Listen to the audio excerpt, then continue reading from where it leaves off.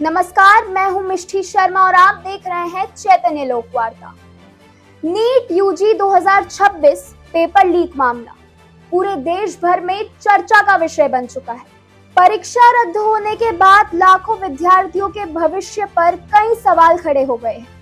आखिर इस पूरे मामले में चूक कहां हुई? देखिए हमारी विशेष रिपोर्ट।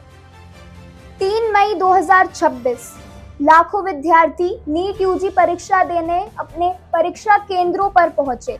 किसी को डॉक्टर बनना था तो किसी परिवार की वर्षों की मेहनत और उम्मीदें इस परीक्षा से जुड़ी हुई थी। लेकिन परीक्षा समाप्त होने के कुछ देर बाद ही पेपर लीक होने के आरोप सोशल मीडिया पर तेजी से बढ़ते नजर आए। दावा किया गया है कि एक कथित गैस पेपर पहले ही कुछ छात्रों के पास पहुंच चुका था, जिसके 100 से अधिक प्रश्न असली परीक्षा से मेल खाते हुए पाए गए।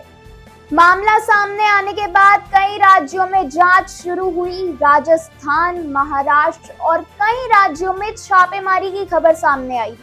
बढ़ते विवाद और छात्रों के विरोध के बीच राष्ट्रीय परीक्षा एजेंसी यानी कि एनटीए ने आखिरकार नीट यूजी परीक्षा को रद्द करने का निर्णय लिया है। अब देश भर के लाखों विद्यार्थियों को दोबारा परीक्षा देनी होगी। लेकिन सबसे बड़ा सवाल यही है कि इतनी सख्त सुरक्षा व्यवस्था होने के बावजूद भी प्रश्न पत्र बाहर कैसे पहुंचा? जब परीक्षा केंद्रों पर छात्रों की कड़ी जांच की जाती है तो फिर व्यवस्था में चूक कहां हुई? क्या इस पूरे मामले में कोई संगठित गिरोह शामिल है या फिर शिक्षा व्यवस्था के भीतर से ही यह जानकारी बाहर पहुंची? इस पूरे विवाद के बाद छात्रों और अभिभावकों में नाराजगी लगातार बढ़ती नजर आई। कई छात्रों का कहना है कि उन्होंने इस परीक्षा के लिए महीनों नहीं बल्कि वर्षों तक पढ़ाई की।